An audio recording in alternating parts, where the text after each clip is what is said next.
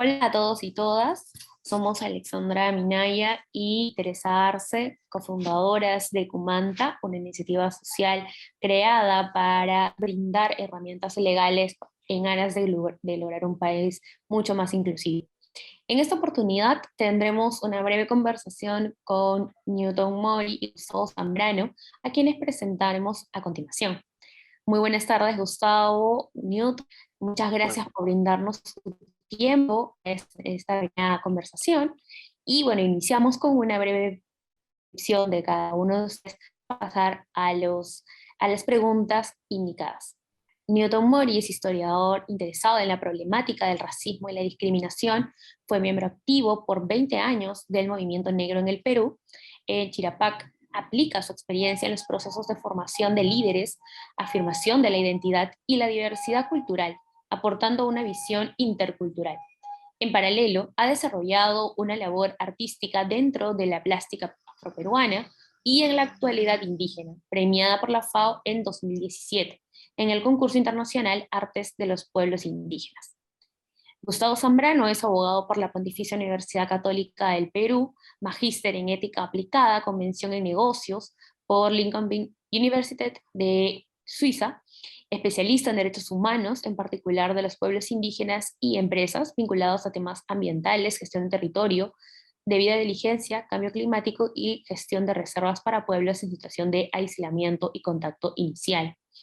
También es profesor ordinario auxiliar del Departamento Académico de Derecho de la Pontificia Universidad Católica del Perú y ha participado como consultor independiente realizando trabajos para la OIT y UNESCO. También es miembro del Consejo Directivo del Instituto Peruano de Derechos Humanos y Empresas. Actualmente se desempeña como experto en pueblos indígenas y coordinador del proyecto Garantizar la seguridad alimentaria y nutricional y fortalecer la resiliencia de los medios de vida de los pueblos indígenas amazónicos del Perú afectados por el COVID-19 de la FAO. ¿Quiénes son los pueblos indígenas? De cara a abordar el fenómeno de la discriminación, ¿corresponde diferenciarlos de la generalidad de las personas de zonas andinas? ¿qué tal? ¿Cómo están? Gracias por la invitación.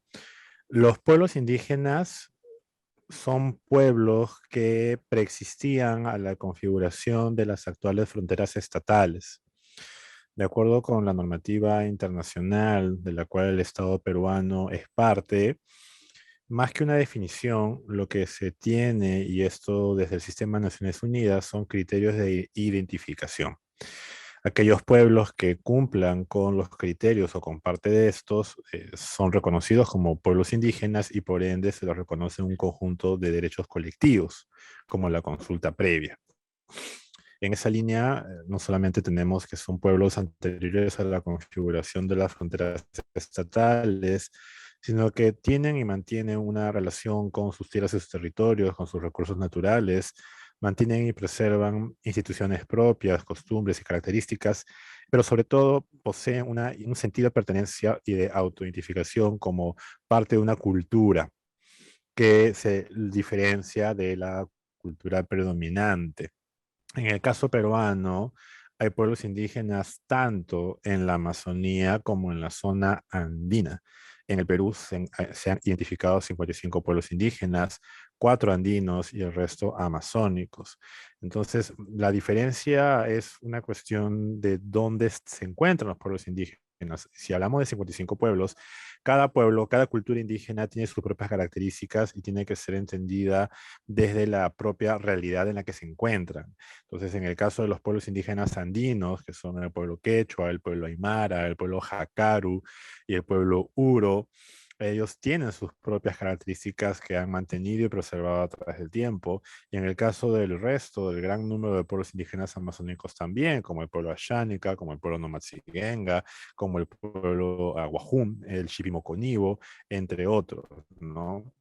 Entonces, cuando hablamos del tema de la discriminación hacia los pueblos indígenas, tanto andinos como amazónicos, partimos de imaginarios que se han preservado y mantenido desde ámbitos coloniales respecto a los pueblos indígenas y cómo estos han sido vistos y entendidos por ciertos grupos de poder y cómo se han mantenido estas diferenciaciones a través del tiempo, diferenciándoles no solamente por el hecho de pertenecer a culturas distintas, sino manteniendo una lógica de disminución que les representa de alguna forma alejado de los espacios de toma de decisiones. La discriminación hacia los pueblos indígenas es uno de los temas neurálgicos cuando se considera qué hacer para generar espacios que garanticen sus derechos colectivos. Y lo que viene llevándose a cabo desde hace ya bastante tiempo, desde el sistema de derechos humanos, tanto en el universal como el interamericano, es identificar cómo se pueden y deben generar condiciones que combatan la discriminación hacia los pueblos indígenas y permitan efectivamente generar esas condiciones para que sus derechos puedan ejercerse y puedan seguir existiendo. El problema de la discriminación con los pueblos indígenas, para ir terminando esta primera parte, es que vulneras la continuidad de sus culturas. Y la vulneración de la continuidad de sus culturas pone en riesgo que estas culturas indígenas efectivamente puedan seguir existiendo en igualdad de condiciones que el resto de culturas del mundo, ¿no? No estamos hablando de un tipo de discriminación en el sentido de que hay que esperar a que haya pues algún tipo de masacre únicamente para hablar de discriminación. Estamos hablando de actitudes, estamos hablando de comportamientos que están asentados en el trato hacia las personas indígenas por su condición de indígena y que no se les establecen los mecanismos necesarios de participación en espacios de toma de decisiones, lo que les invisibiliza frente a otros grupos poblacionales. Qué tan importante es el factor de autoidentificación y esto también enmarcado en el contexto de los censos del 2017 y la pregunta Ujú. que se integró, ¿no? Por primera vez de con qué pueblo o con qué origen étnico-racial te identificas. La pregunta es sumamente compleja en sí misma, ¿no? Porque ¿quiénes son los pueblos indígenas? Se está planteando desde alguien exterior que intenta identificar o identificarnos, ¿no? Puede ser, como ha señalado Gustavo, desde la normativa internacional, que es un marco referencial, desde la antropología, que es otro marco también que entró a discutir sus concepciones sobre quién es indígena, especialmente en el contexto, en el marco de cuando se estaba normando la consulta previa.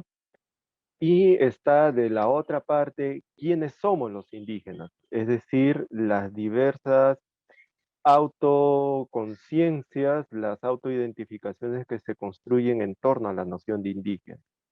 Entonces, la respuesta va a depender desde dónde se enuncia, ya sea desde un marco de derechos, y hacia quién se dirige y quién se apropia de esa noción para hacerla suya, instrumentarla y convertirla en un instrumento de reivindicación y de ejercicio de derechos. Entonces, es sumamente complejo desde ese punto de vista decir quiénes son o quiénes somos los indígenas, porque el racismo y la discriminación es un elemento disruptor de todos estos procesos porque han construido imaginarios sociales en lo cual la diversidad cultural en general, llámese indígenas, indios, negros, afrodescendientes, chinos, etcétera, han sido construidos socialmente como un otro que dependiendo de la época,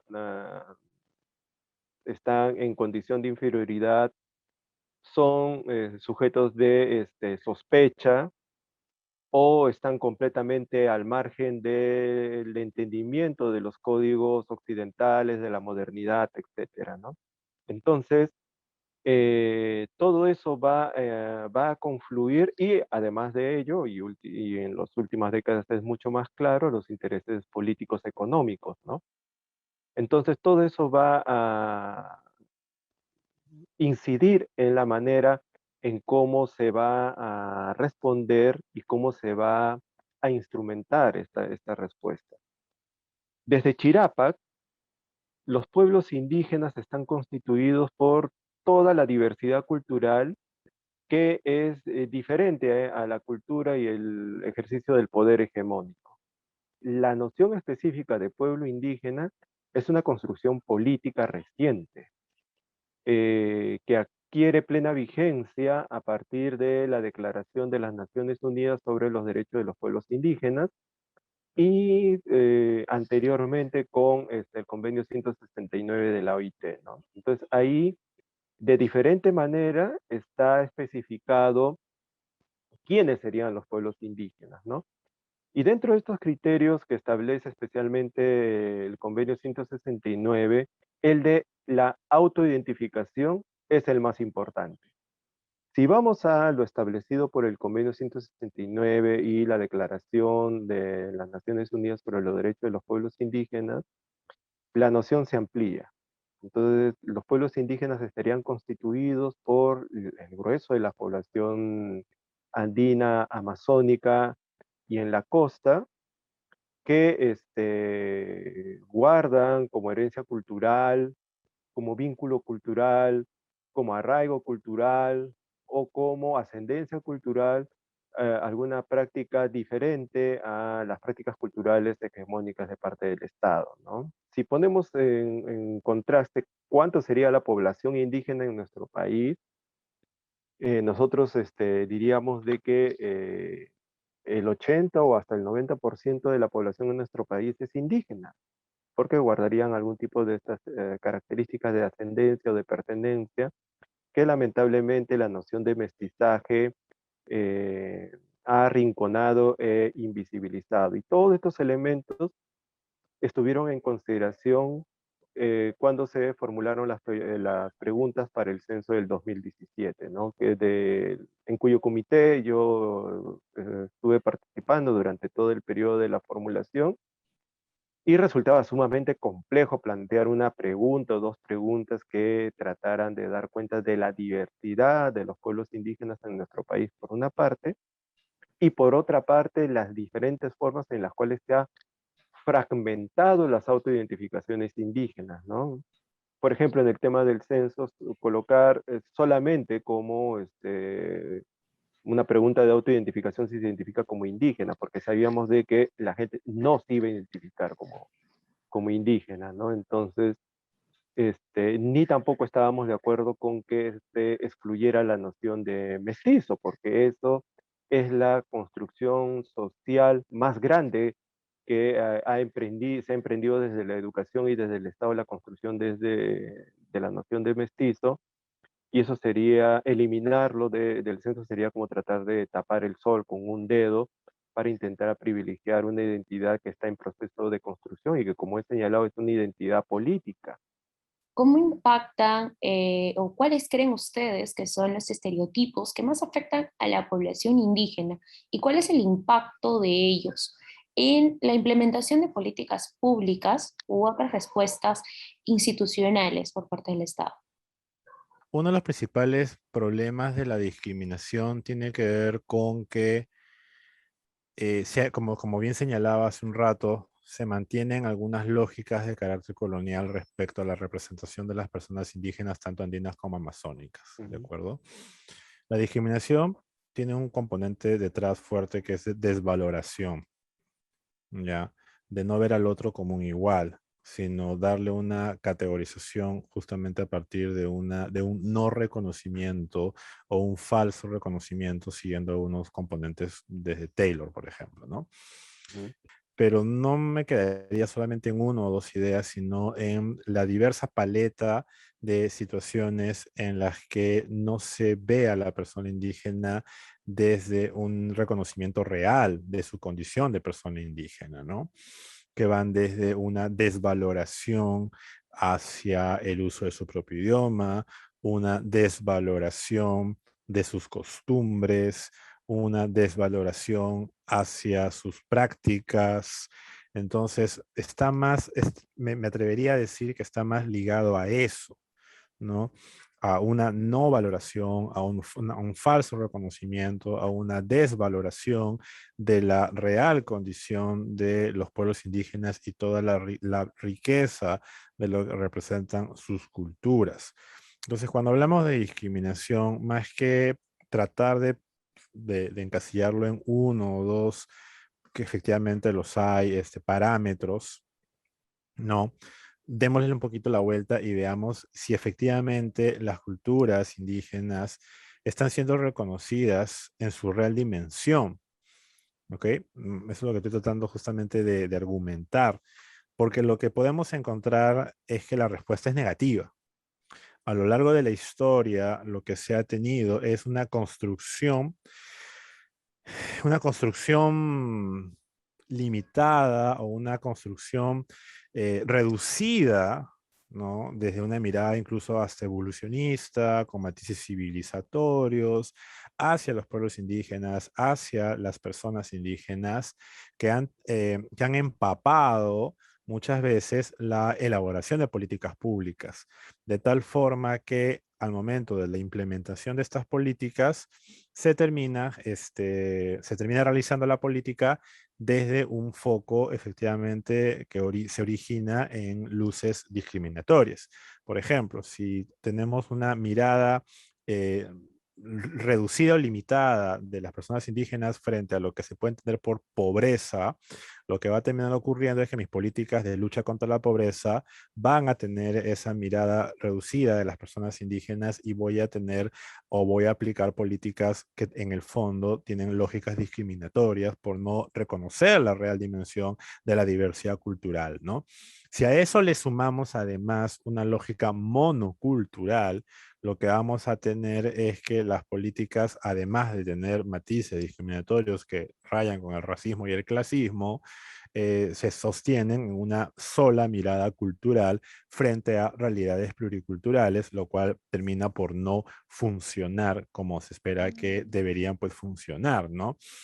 Entonces es un escenario muy complejo, como bien nos están señalando, en términos de que pero no es una sola entrada, sino que pueden ser diversas entradas de un problema bastante grande, que no es cualquier problema. Y ahí sí yo quisiera, para lanzar un par de ideas centrales, es que muchas veces se dice que es un problema estructural y a mí lo que me parece que sí, es un problema estructural, pero es un problema muy profundo y muy presente al mismo tiempo y que no necesariamente se ha abordado de la mejor manera, ¿no? Mi reflexión es que el racismo y la discriminación contra las personas indígenas se ha visto muchas veces de forma superficial, ¿no? Salvo por quienes trabajan directamente con el tema, no necesariamente está presente el reconocer las prácticas racistas hacia los pueblos indígenas de una forma directa, ¿no? Cuando una persona lleva a cabo actitudes machistas, homofóbicas, transfóbicas, misóginas, se dice que es una práctica misógina, se señala que es una práctica machista, se indica que estamos frente a un acto de transfobia. Pero cuando una persona hace una actitud o una palabra racista, se le encuentran justificaciones, se dice que es una broma, se dice que quizás no se entendió bien, y esa tibieza muchas veces incluso está presente en quienes mantienen, hasta yo diría, discursos progresistas, ¿no? Tratando de darle mil vueltas al tema, ¿no? Dado que les cuesta pues salir de una posición privilegiada de no haber sufrido actitudes de discriminación y racismo. Y este es un problema que se encuentra en todos los niveles, ¿no? No es un tema de buenos contra malos, es un tema de que el racismo está, cuando decimos estructural, es porque empapa y está completamente sobre las dinámicas que tenemos en nuestra interacción cotidiana, está en nuestra cotidianeidad, está sentado y enraizado profundamente y justamente el trabajo está en evidenciarlo. El problema, el gran, digamos, si pudiéramos juntar todos estos estereotipos en uno solo, es la construcción de un otro diferente y subordinado, ¿no? Que no se iguala a uno. Eso es en esencia. Y de todo, y de esta manera, lenguaje, cultura, idioma, prácticas culturales, conocimientos, todo lo que venga de ese sector construido como un otro diferente aquí en subordinación o en construcción de inferioridad, o cuyos patrones o valores culturales son susceptibles, que tienen que cambiar para progresar. Ese es el problema del racismo en nuestro país, de la manera como se ha construido ese otro diferente, y ese otro diferente es la diversidad cultural, ¿no? Los pueblos indígenas, afrodescendientes, etcétera, ¿no?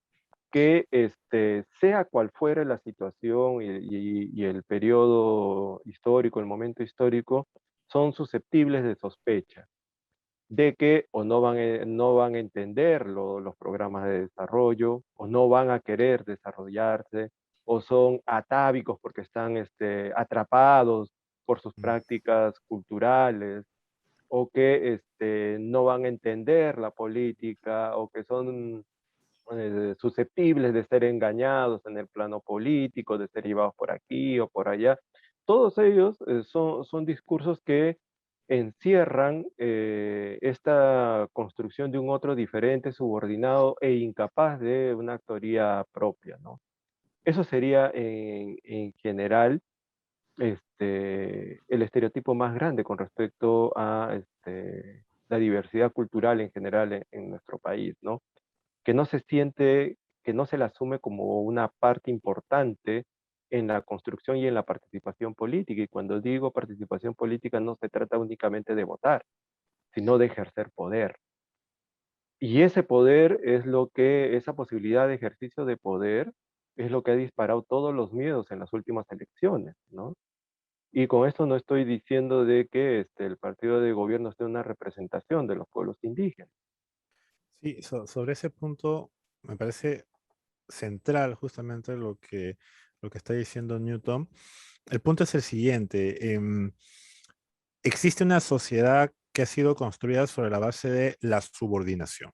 Es como si se tuviese temor a cambiar esa situación de subordinación en la misma clave en la que este grupo que piensa que los indígenas, los indios, los cholos debemos estar subordinados, entienden el mundo. Es decir, hay ciertos grupos de poder, ciertas élites que entienden el mundo bajo la lógica de yo estoy arriba, ustedes están abajo, ¿no? Ujú. Entonces, hay una autora que se llama, justo estaba acá, Reni Eddo-Lodge, que tiene un libro bien interesante que les recomiendo que se pueda revisar, que es ¿Por qué no hablo con Ajá. blancos sobre racismo?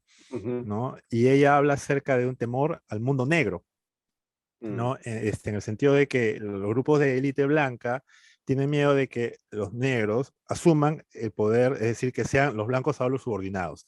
Y lo que dice es que eso no va a ocurrir. Cuando hablamos es de reconocer derechos. Entonces, cuando hablamos de reconocer derechos, no estamos diciendo que los que subordinan ahora van a ser subordinados. Lo que pasa es que ese es el temor justamente de las élites blancas privilegiadas de creer que es lo que va a pasar. Y en el caso peruano es algo similar, ¿no? Se tiene un miedo a lo cholo, a lo indio, a lo indígena, porque se cree, desde la clave de la exclusión, que lo que va a terminar ocurriendo es que los subordinados ahora van a ser los que subordinan.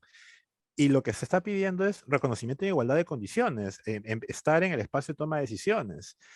No es por eso, pero eso decía, no es solo un estereotipo, sino que son muchas aristas que van como que creando pues un personaje, un imaginario que se ha instalado en el discurso público. En el discurso público es, no entienden, hay que enseñarles. ¿No? Entonces, ¿cómo ese que no entiende ahora quiere asumir este otro rol? No me queda claro, es como que no cuadra porque su mundo no ha sido configurado de esa forma.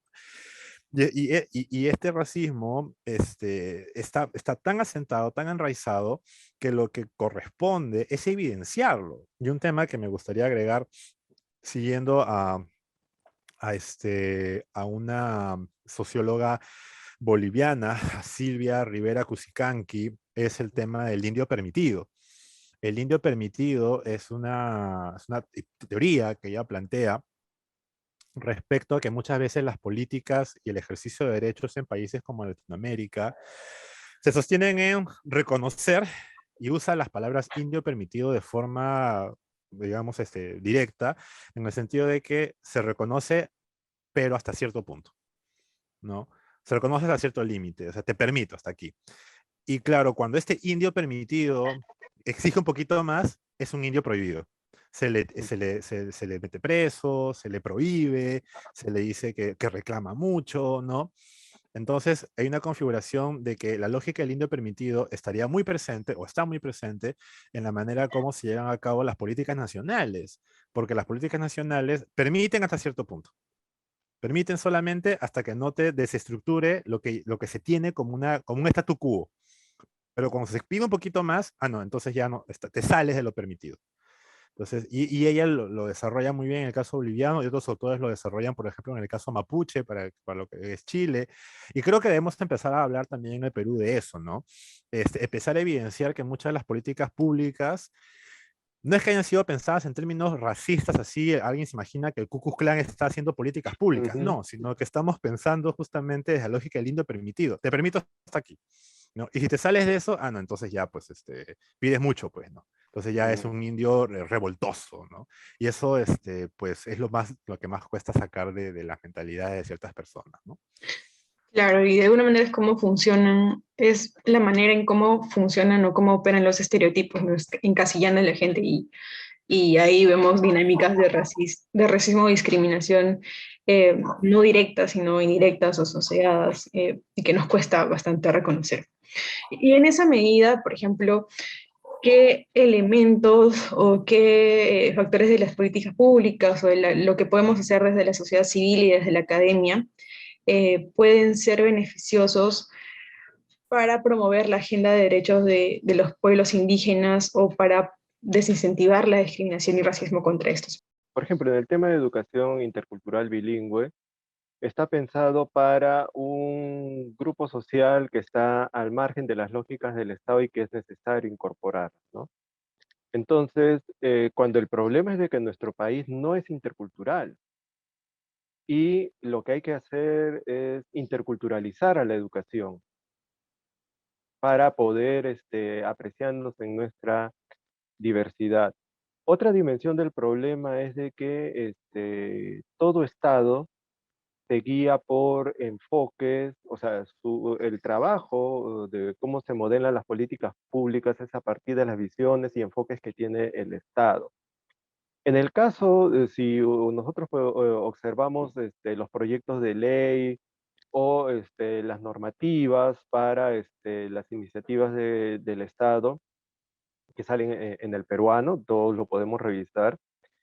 En la parte preliminar, en donde está especificados los objetivos, los enfoques y todo eso, eh, está establecido de que el enfoque de género está dirigido a analizar las relaciones de poder que ha permitido construir este rango. Estoy resumiendo, no lo dice específicamente así, pero ese es el sentido. Este rango de subordinación entre lo masculino y lo femenino, y de lo que se trata con el enfoque es de superar estas jerarquías, ¿no? Brindar facilidades. Entonces, la política está orientada precisamente a romper esas estructuras que se han construido socialmente.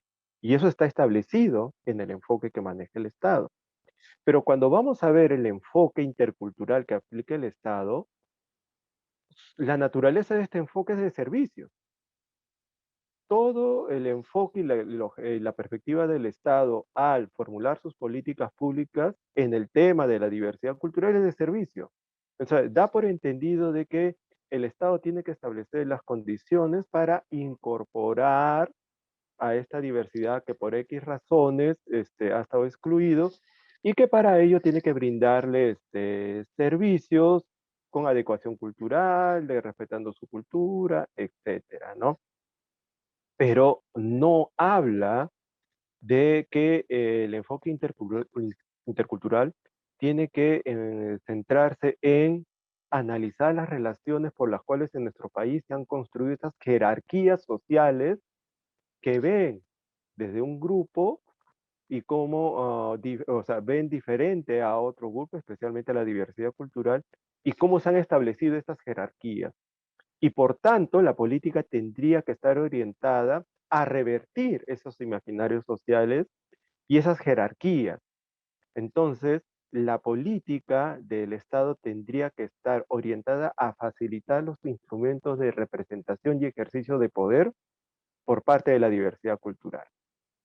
Y ahí entramos a un terreno bien espinoso para el Estado, porque como lo señaló Iván Lanegre en un artículo que escribió cuando salió del Ministerio de Cultura, y cuando ellos presentaron el mapa de pueblos indígenas que serían susceptibles de la consulta previa, prácticamente era todo el Perú, incluido Costa, Sierra y Selva.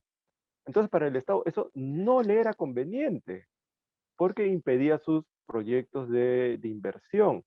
Entonces ahí hay una actuación premeditada y consciente de lo que implica el reconocimiento de la diversidad, pero el reconocimiento no solamente, como ha señalado Gustavo, qué bonito, ¿no? O sea, como lo hacen ahora, ¿no? Te reconozco, estás ahí, bueno, tienes derecho, pero si ya pides más, ya te vuelves peligroso, pues. Y ese peligroso significa darle potestad de decidir. Y lo otro es que evidencia estos vacíos, es la carencia de estadística. El censo ha sido una gran ventana que nos ha mostrado las posibilidades de recoger data con respecto a la diversidad cultural en nuestro país, y que si comparamos con los resultados de otros censos en otros países, nuestro país es un caso, digamos, casi único, porque por la alta tasa de autoidentificación con respecto a la autoidentificación indígena. Esto no ha sucedido en otros países. Eso está por investigar todavía, ¿no? ¿Qué factores han posibilitado esto? Pero eso debió haber seguido con la construcción de una data administrativa desde los centros de salud, en el Poder Judicial, etcétera, en todos los servicios del Estado. Por eso que las medidas sanitarias con respecto a la COVID llegaron tarde para los pueblos indígenas, porque no había posibilidad de identificarlos dónde, cómo, y las organizaciones indígenas desde el primer momento estuvimos señalando que necesitábamos políticas específicas, y en el caso de Lima también establecer protocolos sanitarios para los pueblos indígenas. Ahí también hay un gran problema. ¿Cómo se puede construir políticas si no tienes identificado a la población beneficiaria de estas políticas? Si uno entra a observar los portales de los diferentes ministerios, la población de interés para la formulación y objetivo de las políticas, una de las poblaciones principales son los pueblos indígenas, pero es de manera declarativa. No tienes manera de cómo focalizar esa ayuda, porque las variables que se utilizan dentro de las decisiones de la construcción de las políticas públicas son variables a partir de pobreza o rural-urbano. No tienes algoritmos, no tienes fórmulas, no tienes manera de cómo incluir la variable de autoidentificación étnica en esas formulaciones de políticas. Quisiera empezar por el tema de la data para la toma de decisiones. Efectivamente, incluso la CEPAL ya desde hace algún tiempo viene señalando la no solamente necesario levantamiento de información diferenciada en censos estadísticos de carácter administrativo, sino que eso lo viene planteando para varios países, por no decir todos los países de América Latina y el Caribe, con alta predominancia de personas indígenas como parte de su población. El caso peruano es bien importante porque estamos hablando de que el 26% de la población nacional se autoidentificó como perteneciente a algunos de los 55 pueblos indígenas que hay en el país. Si lo vemos en la dimensión, es un cuarto de la población nacional. Un cuarto de la población nacional es un montón. Estamos luego de Guatemala y Bolivia y antes de México. Y eso tiene que evidenciarnos que el Perú es un país indígena, o sea, y está ahí. O sea, hay que decirlo en esos términos, pero no se está diciendo de esa manera. Y luego tiene que ver que una cosa de los censos nacionales, que ya te evidencian y puedes hacer cruces con respecto a mapeos sobre necesidades básicas, y otra cosa es el desagregado que necesariamente tú debes recoger en una serie bastante grande de procedimientos administrativos en distintos niveles de gobierno, desde cuestiones ministeriales, municipalidades, órganos para lo que es identidad, bancos de la nación, etcétera, etcétera, donde no se cuenta con esa data. No se cuenta con la data y se puede hacer, es agregar a usted a qué pueblo indígena pertenece, ¿no? Les pongo un ejemplo, ¿no? de que mueren las personas indígenas. O sea, ¿cuál es las principales enfermedades? O sea, cuando uno va a un centro de salud o las partidas de defunción, no señalan si la persona pertenece o no pertenece a un pueblo indígena o los cruces con personas con discapacidad, o personas indígenas con alguna discapacidad, que también nos vaya evidenciando eso para focalizar los programas correspondientes. Ese trabajo tiene que hacerse necesariamente. Y como bien ha señalado Newton, efectivamente, el enfoque de interculturalidad desde lo que es solamente servicios, ya tocó su techo. Ya tocó su techo. Estamos hablando de repensar cómo debe ser la relación entre el Estado con los pueblos indígenas, ya ni siquiera a puertas del Bicentenario, ya pasó el Bicentenario, llegamos al Bicentenario y no se llevó a cabo esa revisión, ¿ya? Porque claro, hay una suerte así de statu quo muy rígido que no está permitiendo efectivamente establecer los mecanismos adecuados de participación de las personas indígenas en la toma de decisiones. Y no estamos hablando únicamente de la toma de decisiones en el sentido más absoluto de la palabra, como puede ser representación congresal o asumir algún cargo político, sino establecer los espacios donde se discutan los temas indígenas y se tome decisiones con ellos y ellas, donde sus agendas estén efectivamente presentes. A mí particularmente me parece neurálgico el hecho de que tengan que revisarse inclusive los propios servicios públicos que dicen que ya incorporan el enfoque de interculturalidad, porque la pandemia desnudó que era una cuestión inclusive superficial cuando se hablaba de salud intercultural en varios espacios de nuestra Amazonía, donde no llegaban con suficiente tiempo de antelación y sin participación de los pueblos indígenas frente a todo lo que ocurría, ¿no? O sea, la negativa de escuchar a las organizaciones indígenas que, como bien ha señalado Newton, lo dijeron claramente. Hay que hacerlo así, así, no porque, o sea, porque saben, pues, es su realidad, ¿no? Y no escucharles es hasta, para mí, generación de responsabilidades, ¿no? Porque muchas vidas se perdieron ¿por qué? Porque no saben, porque se tenía la atmósfera de que no conocen, de que no son funcionarios públicos. Como les digo, muchas veces se piensa o se cree cuando se habla de racismo hacia los pueblos indígenas, hay que esperar a que te pongan una cruz en llamas, pues, ¿no? Ah, sí, ay, Sí. racismo. No, y no, no, estamos hablando de tratos cotidianos, de cómo nos vemos, cómo nos reconocemos, cómo nos hablamos, y que están metidos detrás de cómo se toman decisiones, ¿no?